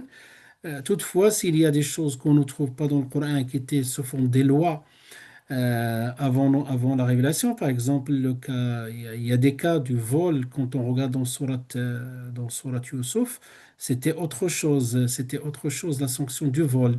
Donc abrogé parce qu'il existe dans le Coran wa hakadha. Est-ce que j'ai répondu à ta question? C'est ça ce que tu voulais savoir ou je suis passé à côté? Oui, oui, non, non, en partie, vous avez répondu en En partie. partie, c'est-à-dire, et la partie qui manque, c'est quoi? Dans le Mhm. document que vous avez donné dans le fond, vous avez dit que une fois que le Coran était arrivé, les autres révélations, fallait pas, j'ai compris qu'il fallait pas en tenir compte. Mais peut-être que je me suis trompé dans ce que j'ai lu, dans ce que j'ai. Quand j'ai défini le Coran, c'est-à-dire Oui, c'est ça, c'est voilà, ça. on précise, on exclut, yani quand on dit on Ouais, c'est ça, on exclut, exclut, c'était ça, ouais, c'est ça. de la définition, on exclut pour ne pas confondre le Coran avec d'autres livres. D'accord, Après, mhm. ok. Barakallahu fik Allah pour la yabarak fik. précision. D'accord. Écoutez, Inch'Allah, je vais essayer de vous montrer. Non, subhanallah, il enlève tout. Donc, je vais essayer d'enlever. Malheureusement, j'ai pas pu parce que j'ai préparé tout voilà, un ensemble de livres. Donc, الإتقان في علوم القرآن. Vous avez المقدمات الأساسية في علوم القرآن de Abdullah ibn Yusuf al-Judai. C'est très, très intéressant. J'ai التحرير في أصول التفسير de aussi Moussaïd ben Sulayman Tayyar. Donc, j'ai cherché l'autre livre de cette مؤسسة de l'imam Shatibi. المحرر في علوم القرآن. المحرر في علوم القرآن, oui, voilà, de Tayyar. Et enfin, notre livre de l'Institut. Et un des livres qui est traduit, que j'ai vu, c'est édition Darul Hadith, je pense, qui se trouve en Belgique. C'est le Muharrar fi Ulum al-Qur'an. Il est traduit en partie. Et donc, c'est un petit livre. Al-Muharrar fi Ulum al-Qur'an pour avoir des références. Ah, là, celui-là, j'arrive à le faire monter. Et ça, c'est aussi, vous savez, dans le Tafsir, introduction au Usul Tafsir de Ibn Taymiyyah. Donc, Usul Tafsir, beaucoup, quand on parle, voilà, vous arrivez à le voir. Donc, celui-là de Ibn Taymiyyah, rahimahullah, il existe en français. Ça peut aussi vous donner une idée si vous voulez anticiper et lire quelques livres sur Usul Tafsir. Voilà, donc, Inch'Allah, sans trop tarder, on va continuer, bi'idhnillah. Est-ce que vous avez d'autres questions? Hmm. Allez, Inch'Allah, on va continuer, bihawlillah. Euh, donc, sa définition, tout à l'heure, quand on a parlé des définitions, grosso modo, donc la définition, donc on essaye de donner, c'est un ensemble, donc de manière générale, que ce soit de Zarqani, de Manna al-Qattan, d'autres. Et ce sont des définitions correctes hein, de science du Coran, là. On ne parle pas du Coran. Tout à l'heure, on a défini le Coran, le Coran. Maintenant, on définit les sciences du Coran. Mais ça va prendre beaucoup de temps. On décompose. Qu'est-ce que science, qu'est-ce que Coran? Mais il y a deux manières de définir. C'est de manière décomposée, donc même des livres dans lesquels on fait يعني des mutawalat, on développe. On va prendre le terme, par exemple, usul al-fiqh. On définit usul de point de vue linguistique, de point de vue terminologique, al-fiqh de point de vue linguistique, de point de vue terminologique, et à la fin, on fait l'ensemble. Ça, c'est une définition qui prend beaucoup de temps pour quelqu'un qui a le temps pour aller plus loin. Donc, je vous indique qu'il existe une manière de définir. Et une deuxième manière, c'est définir en tant que alam, on définit en tant que nom propre. Par exemple, prenons le cas, mon prénom, Abdo, Allah. Donc, on peut définir abd, on décompose abd, que veut dire abd, donc serviteur, etc. Le sens linguistique, le sens terminologique, la racine de mot abd, etc. Et ismul jalala. Ismul jalala, donc aussi yani et après, on fait en tant que alam. Que veut dire Abdullah? On va parler de la personne qui est, voilà, en tant que. Pareil, nous, ce qu'on a fait, directement, on a pris en tant que alam, en tant que nom propre. Cette définition, donc quand on regarde ce qu'ils ont proposé, Az-Zarqani, Manna al-Qattan et d'autres, c'est ils décrivent un peu l'ensemble de Mabahith, hein, l'ensemble des chapitres, des recherches qu'on trouve yani dans cette science-là.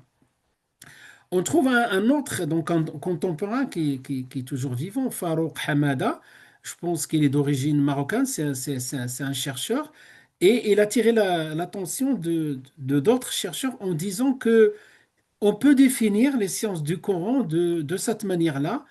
La science, toutes les sciences liées à l'histoire du Coran, révélation, compilation, abrogation. Et on tient compte, deuxième paramètre, la méthode correcte pour comprendre le Coran. Le Coran, la langue arabe, ijaz, verset clair, ambigu. Il souligne que voilà, s'écarter de ces deux bases, c'est s'éloigner de la vérité. Et je trouve que c'est une même dans le, comment il s'appelle, donc l'Institut Chatibi, Ma'had l'imam Chatibi. Vous voyez, quand il parle de Chatibi, il parle de Chatibi, الاختصاص في القرآن, hein, donc de Chatibiya, etc. Donc, Ma'had Chatibi, le Coran ou Ulumihi, des professeurs, ils ont tenu compte de cette définition Et ils ont proposé cette définition-là. Ils ont dit que al-murad bi'ulum al-Qur'an, donc c'est la science qui traite voilà, du Coran en termes de sa révélation, donc on s'est inspiré de ce qui a été dit avant, sa compilation, sa lecture, son interprétation, ses droits et ses caractéristiques de manière fondamentale.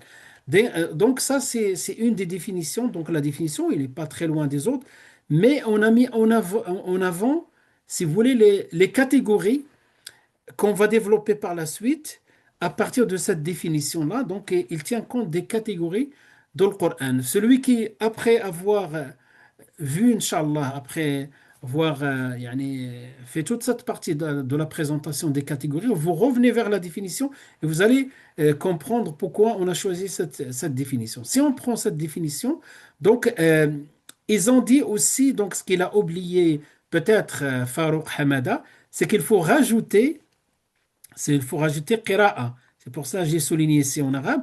Qira'atu, pourquoi? Et il explique parce que dans la définition, si on ne met pas en avance la qira'a, on oublie quelque chose de, voilà, une partie de Al-Qur'an. C'est pour cela que j'ai rajouté ce slide-là. Ahammiyatu tilawa sahiha, donc l'importance de la récitation du Coran. Et la récitation du Coran fait partie des sciences du Coran. Et donc, en conclusion, à partir de cette définition, on peut la prendre. Donc, c'est la science qui s'occupe de, voilà, de ces 6 points-là. Peut-être on a cité un, 2, 3, 4, 5 et on rajoute le sixième point.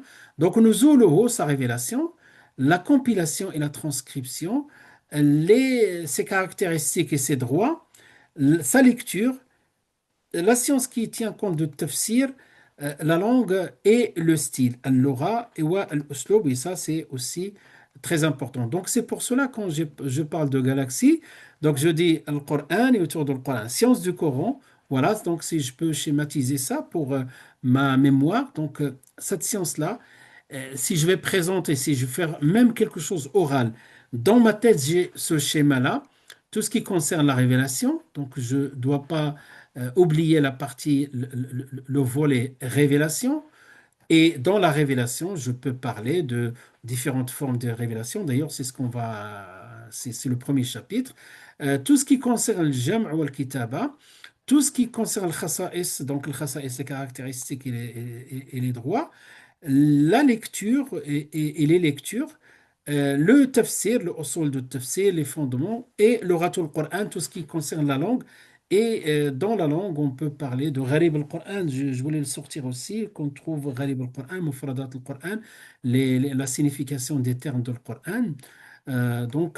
Les indications linguistiques. Tout ça donc rentre dans cette galaxie, si j'ose dire. C'est un terme que j'emploie souvent pour voilà, attirer l'attention par rapport à cette science.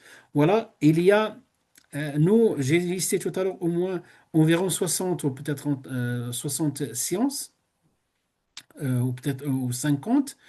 L'imam, l'imam Suyuti a parlé de 80 sciences, mais si on les regroupe sous forme de catégories, voilà les catégories des sciences du Coran. Donc voilà, donc ça c'est la cartographie, un peu le résumé de ce qu'on a vu jusqu'à maintenant. Si quelqu'un, après avoir regardé tout ça pour réviser, voilà ce qu'il faut retenir. Maintenant, les conséquences, hein, donc les finalités de connaître, yani de connaître cette science-là. Tafsir le Coran, donc faciliter l'exégèse du Coran, parce que de l'exégèse du Coran, on a besoin de, voilà, de la signification linguistique, on a besoin de asbab al-nuzul, les causes de la révélation, on a besoin de beaucoup de choses. Et on les trouve dans les sens du Coran. Al-muhafaza ala al-Qur'an min al-tahrif fi al-lafz wal-ma'na. Donc préserver le Coran contre toute altération dans les mots et le sens. Ça, extrêmement important. Bayan ou i'jaz al-Qur'an, donc mettre en évidence l'inimitabilité, l'ijaz du Coran. Donc quand on étudie, on va toucher ces aspects-là. Ma'rifat aussi, surtout connaître l'effort de nos pieux prédécesseurs, de nos prédécesseurs tout simplement, des savants de manière générale, que ce soit anciens ou contemporains, au service de Al-Qur'an Et ce service, il est toujours d'actualité, toujours de la recherche, toujours, vous voyez, donc je vous ai apporté des choses qui sont contemporaines, mais on ne s'éloigne pas voilà, de ce qu'ils ont proposé les anciens. Cinquième point, tasalluh, c'est-à-dire s'armer d'un ensemble de connaissances précises pour défendre le Coran, ça fait partie aussi يعني de حقوق, les droits de le Coran et le devoir envers le Coran. Et en même temps, découvrir de nouveaux horizons pour la recherche scientifique. Donc, on a toujours dans les sciences du Coran, on a toujours des doctorants hein, qui font la recherche dans le cadre d'obtenir un doctorat en tafsir ou bien en discipline parmi les disciplines de sciences du Coran qui font partie de sciences tout simplement de sciences islamiques. Et voilà, donc la diversité, enrichir aussi, diversifier la culture coranique et la connaissance rigoureuse de manière, voilà, religieuse, pardon, de manière générale. Voilà, c'est ce on essaie de présenter, voilà, d'enrichir cette culture-là, de garder, alhamdoulilah, le patrimoine tel qu'il est dans le fond, mais on peut le présenter, on peut rajouter des chapitres et des questions peuvent se présenter dans notre contexte. Voilà donc, les conséquences ou plutôt les finalités de la connaissance de Al-Qur'an. Voilà, donc à partir de là, on va rentrer, Inch'Allah, dans le premier chapitre. C'était un chapitre de définition voilà, de l'objet, les finalités, etc. Et maintenant, on va commencer par l'aspect historique. Donc, l'aspect historique. وهو نشأة علوم القرآن. Donc, je regarde normalement jusqu'à 20h30. Peut-être, on verra si on rajoute yani, peut-être un tout petit peu. Et même avant de se quitter, Inch'Allah, je vous poserai la même question que tout à l'heure.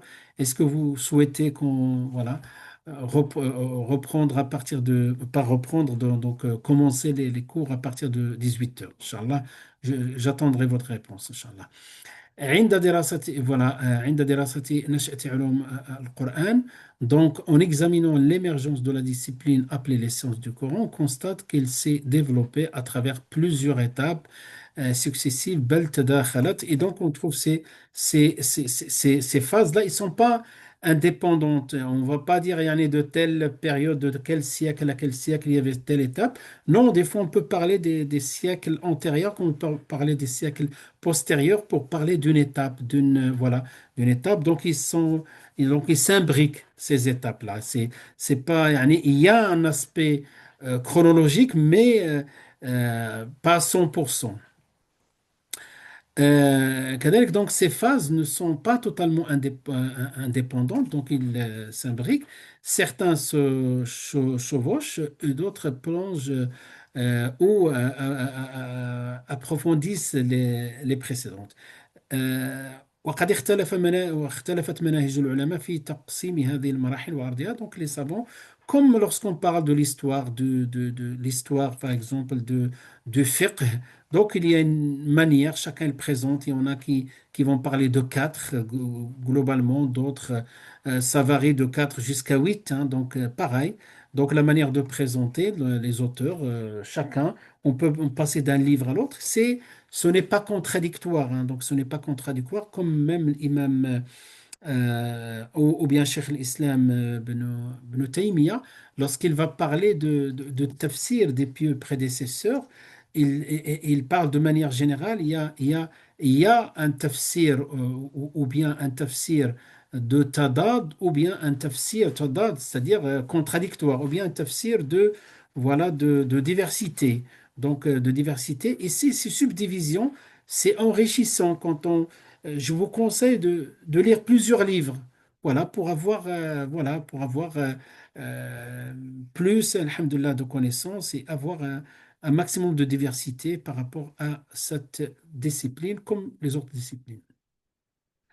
Donc ici, donc le plan, c'est l'époque prophétique. On va parler voilà, donc environ, donc oui,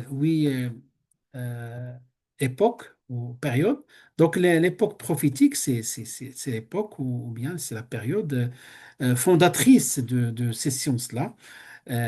Ensuite, donc les califes, ils ont compris à partir de l'époque prophétique ce qu'il faut faire et ils vont concrétiser donc voilà le minhaj nabawi, la méthode prophétique.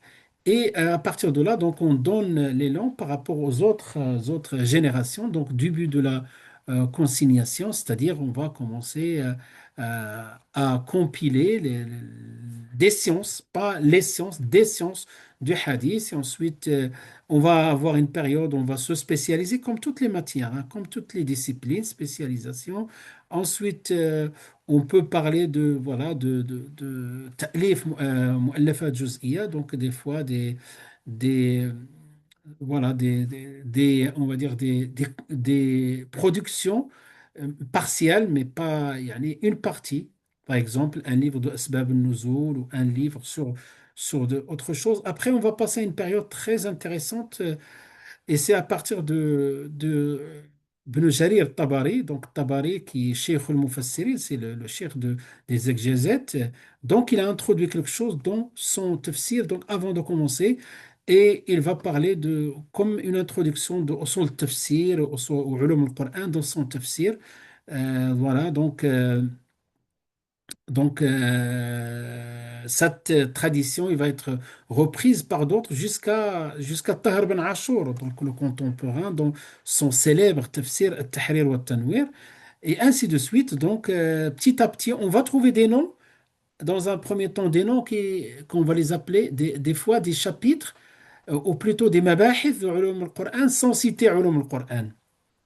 D'accord? Et ensuite, on va trouver une période où on commence à parler de Ulum al-Qur'an, mais petit à petit, donc, on va intégrer des sciences qui convergent dans Ulum al-Qur'an jusqu'à ce qu'on arrive à la période, ce qu'on appelle, jusqu'à ce qu'on arrive à la période de stabilisation avec Al-Burhan ou avec Al-Itqan. Al-Itqan fi Ulum al-Qur'an, Burhan de Zarkashi et l'Atqan de Imam Suyuti.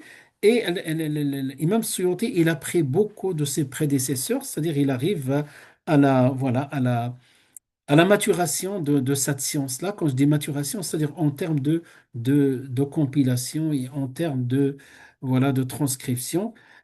C'est la même image si vous prenez par exemple, si je compare cette science-là avec, par exemple, Maqasid al-Sharia. Donc, on commence, on peut parler des périodes, peut parler de certains chapitres, on peut parler de certains savants, l'Izz ibn Abd Salam, on peut parler de d'autres comme l'Izz ibn Abd Salam et le Qarafi, son élève, ainsi que Ibn Taymiyyah, son élève, qui est al- qu'Ibn Qayyim al-Jawziyya. On peut parler aussi de Imam al-Haramayn, al-Juwayni et son élève al-Ghazali, petit à petit comme ça, jusqu'à ce qu'on arrive à voilà, maturité de cette science avec l'imam Shatibi. Pas le même Shatibi de le Coran, mais Shatibi c'est un autre Shatibi, c'est Shatibi voilà, de Maqasid al-Sharia et de sciences de usul al-fiqh. Et enfin, donc, يعني enfin, donc, on arrive à la maturité de la maturité avec Tahr ibn Ashur dans cette science-là de Maqasidu al-Sharia, rahimahumullah jami'an. Donc, comme on a vu, donc, si vous voulez, cette science-là, c'est le fruit de plusieurs étapes, voilà, de l'effort de plusieurs savants jusqu'à ce qu'on arrive à un niveau de maturité. Et si on commence par la période prophétique, si on commence par la période prophétique, quelles sont les sciences voilà, qui ont été mises en évidence? Le prophète sallallahu alayhi wa sallam donc recevait la révélation. Donc la première chose, les Sahaba ont vécu une des premières sciences les plus importantes, à savoir Asbab al-Nuzul. Et d'ailleurs même, certains se trompent au niveau de la compréhension d'un verset ou la portée d'un verset, comme le cas de verset qui dit voilà, tulqu bi ahlikum, bi aydikum ila tahluka. Donc ce verset-là, Abu Bakr radiallahu anhu, rappelle les gens qu'ils se trompent par rapport à son explication et son interprétation, alors que le contexte n'était pas le même, tel que les gens voilà, donc, expliquent ce verset. Asbab al-nuzul, donc ils étaient présents. Asbab aussi al-makki wal-madani, les versets mécois et médinois, donc dont ulum al-Qur'an, ceux qui ont étudié, qu'est-ce que le makki wal-madani? Donc il y a plusieurs manières de définir et la manière qui est retenue, donc c'est tout ce qui est avant le hijra et tout ce qui est après al-hijra. An-Nasikh wal Mansour, ils ont vécu ça, ils ont vu donc, et c'est installé chez eux qu'il y a cette science de Nasikh wal Mansour lorsqu'ils ont vu, par exemple, l'abrogation de la consommation du vin, l'abrogation peut-être du mariage temporaire, ils ont vu un certain nombre de prescriptions juridiques qui étaient abrogées. Et Ahkam al-Tilawa, donc l'histoire de Sahaba, notamment de Omar ibn al-Khattab, lorsqu'il voilà, il trouve un des Sahaba qui lisait une autre lecture autre que la sienne. Donc c'est là où il va parler de أن هذا القرآن نزل بسبع أحرف. Et à partir de là, donc euh, tous ceux qui vont transmettre le qira'at des Sahaba, ils ont pris ça directement du prophète sallallahu alayhi wa sallam. C'est pour cela une qira'a qui est une qira'a qui est sahiha ou une qira'a qui est mu'tabara, c'est une qira'a où il y a une chaîne de transmission jusqu'au prophète sallallahu alayhi wa sallam continue et notoire. Voilà. Et al-ma'ani al-ghariba, des fois, al-ma'ani al-ghariba, est-ce que l'essence des termes rares, il y a des termes même dans le hadith, donc dans les hadiths, ou même le prophète sallallahu alayhi wa sallam, des fois expliquait certains termes. Par exemple, il parle de Ruwaybida, quand il a des Ruwaybida dans le hadith, il dit qu'est-ce que Ruwaybida, ya Rasulallah? قال رجل تافه يتكلم في أمر عام. Voilà, donc ce hadith-là, quelqu'un qu'est-ce que Ruwaybida parmi يعني les signes, pas les signes, mais peut-être des indicateurs de signes de la fin du temps ou des choses qui vont arriver après lui, c'est que voilà le hadith, donc il va y avoir des jours ou voilà, trompeuses ou des années trompeuses. يكذب فيها الصادق ويصدق فيها الكاذب. Donc, يعني comme on dit aujourd'hui, on marche sur la tête. Donc, celui qui est sincère, on va pas croire à ce qu'il dit. Et l'inverse est valable. Et ويتكلم الرويبدة الرويبدة فيتكلم, ils ont dit وما الرويبدة قال الرجل التافه. Donc, quelqu'un qui n'a aucune considération et il parle يعني dans les affaires de l'âme des gens. Il prend des décisions, il fait des discours, il parle.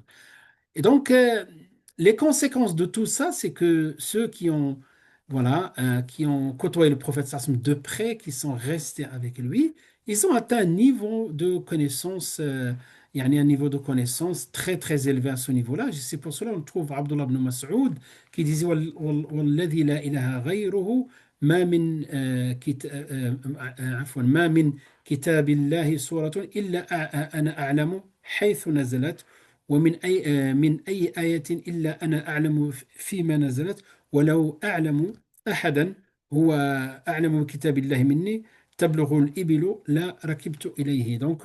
Donc je l'ai décomposé pour que vous voyez l'ensemble des sciences qui sont évoquées ici. Donc par celui voilà, par celui qui détient mon âme, là, il a ghayru, donc il n'y a pas de divinité en dehors de lui.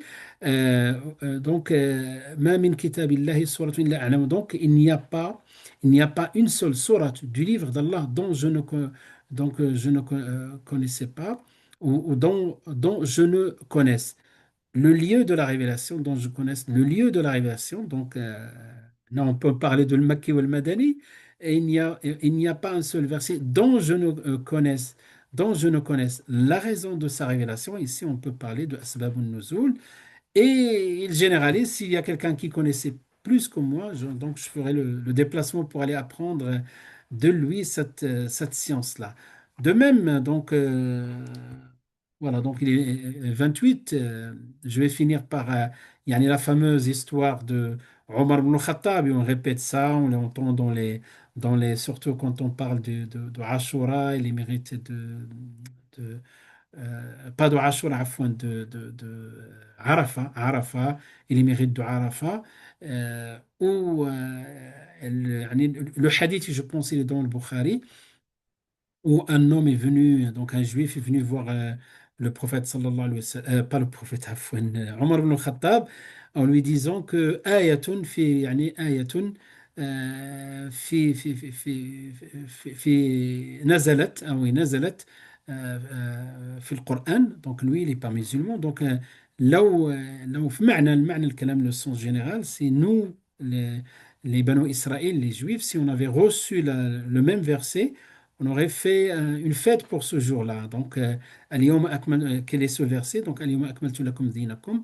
Aujourd'hui, je vous ai parachevé pour vous votre religion, accompli sur vous mon bienfait, agréé pour vous l'islam comme religion. Et donc, Omar ibn Khattab, non seulement il connaissait ce verset-là, il va lui donner plus de précision. Et donc, cela indique que les Sahaba connaissaient, Omar ibn Khattab connaissait le sabab, le lieu, etc. Il dit, et donc, il va dire, Wallahi a'rifuha, ayna nazalat, etc. Donc, je pense que vous connaissez ce hadith. Donc, la connaissance de Sahaba. Donc, à partir de là, Inch'Allah, donc au moins on arrive sur quelque chose voilà, de cohérent.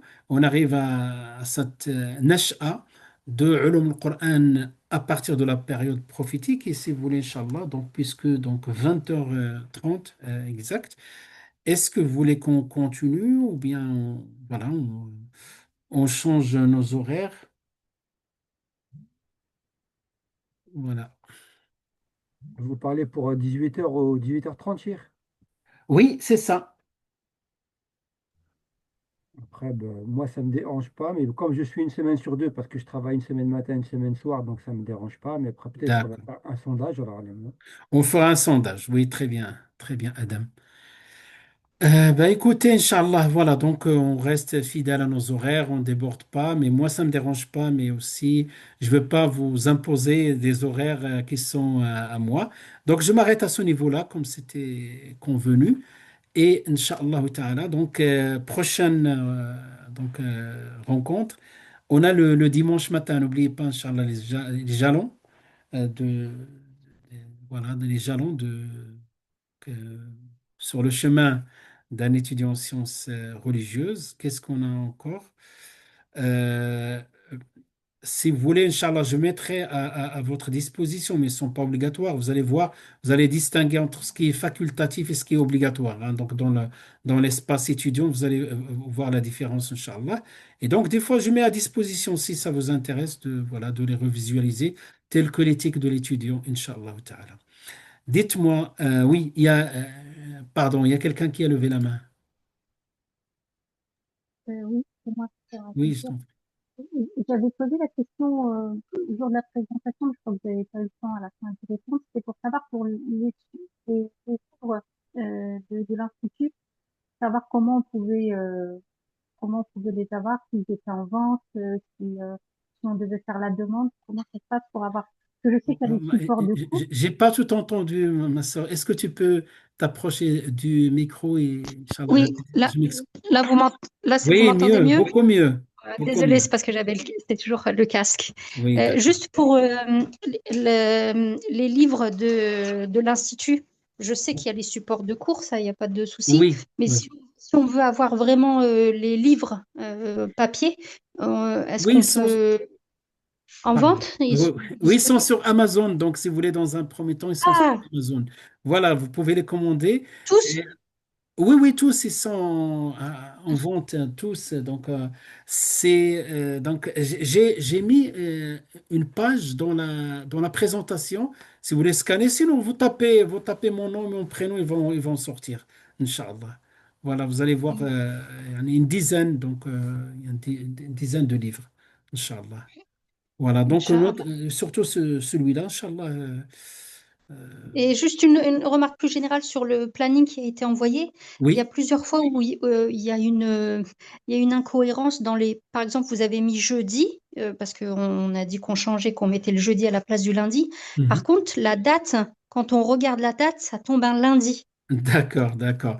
Juste, Effectivement, oui, j'ai corrigé ça, Mais ce sont, comme vous voyez, donc par défaut, quand il s'agit des cours qui sont dans le plan, hein, dans le plan annuel ou bien dans le calendrier annuel où j'ai mis les couleurs, ils sont corrects. Et des fois, quand Ah, je les d'accord. traduis, voilà. Donc, par exemple, quand je parle de certains cours le lundi, parce que ce sont des cours, yani, c'est une invitation, on ne va pas vous charger de refaire plein de cours. Donc, c'est une invitation si vous voulez les suivre, sachant que ces modules, vous ne les avez pas vus, comme le cas simplement le cas de l'éthique de l'étudiant, il me semble. Voilà. Voilà, je l'ai corrigé, je l'ai remarqué hier. Ouais. D'accord. Et pour la participation des cours des autres niveaux, Il n'y a euh, aucun on- souci, on- Inch'Allah. le lien, pour le lien, comment ça va se passer pour les liens pour pouvoir Pour y les liens, participer? donc un lien unique, donc qui va être le même pour chaque Mhm. module. Celui-là, c'est toujours le lien de sciences du Coran. Si vous êtes intéressé par, voilà, pour les autres modules, Inch'Allah, à chaque fois, surtout la partie le droit de la famille, c'est ça, le droit de la famille, quelque chose comme ça, des CR2, je vous enverrai, Inch'Allah, le lien. Je vous enverrai le lien, Inch'Allah. On a l'habitude de faire avec les CR3. Il y a Jean-Luc qui est là, il a l'habitude et il aimait bien participer dans tous les cours. Et donc, alhamdoulilah, ça ne nous dérange pas des fois des révisions, des fois des. Voilà, ne serait-ce qu'avoir l'honneur de participer dans les cours. Donc, il n'y a aucun souci si vous voyez que j'ai oublié quelque chose. Vous avez le planning, n'hésitez pas à me les faire yani, demander et je ferai le nécessaire, Inch'Allah. Inch'Allah. Jazakallah D'accord. khair. Allah, antum al-jazaa wal ihsan. Est-ce qu'il reste autre chose? Oui, Hakima. Oustaz, je voulais juste savoir, les slides sur quoi on a travaillé aujourd'hui, vous les communiquez dès aujourd'hui ou faut Ah, compter dit demain? aujourd'hui. Donc, vous voyez mon planning, Aujourd'hui, Inch'Allah. je vous donne, yani mon agenda. Je vais finir. La première chose, je vais télécharger, convertir voilà, l'enregistrement. Et ensuite, donc, je mettrai ça sur la plateforme. Et avec les slides, Inch'Allah, vous allez les trouver. C'est mieux de les laisser sur la plateforme comme ça. Même si on les oublie, on peut revenir, Inch'Allah. Voilà, Oui. je laisserai, Inch'Allah, si vous voulez, comme m'a demandé Adam. Ben, là, Mm. on s'est arrêté slide 40. Je vais avancer toute la période, hein, donc toute la période, et je la mettrai à disposition, toute cette partie-là voilà, de l'histoire de la compilation. D'accord, Inch'Allah? Barakallahu fik, c'est Allah vraiment يبارك très فيك. Ya Allah, Inch'Allah, tout ce que je défile devant vous, je vais essayer de le mettre en place. Allez, Inch'Allah. Ben, veuillez nous excuser parce que vous êtes arrivés, alhamdulillah, en groupe et on est très heureux, très content, très honoré même de vous avoir parmi nous. Mais ça a changé beaucoup de nos pratiques. C'est pour cela, des fois, il peut y avoir voilà, des loupés. Des fois, on loupe certaines choses, mais Inch'Allah, tout va rentrer dans l'ordre et tout le monde va s'habituer, Inch'Allah, à nos pratiques. Bi'awnillah ta'ala. Il n'y a pas de souci, Oustaz, nous ça prévoit. Barakallahu fik. الله يبارك فيكم جميعا وصلى الله وسلم وبارك على سيدنا محمد وعلى آله وصحبه أجمعين بارك الله فيكم والسلام عليكم ورحمة الله تعالى وبركاته. À dimanche, Inch'Allah. وعليكم السلام السلام.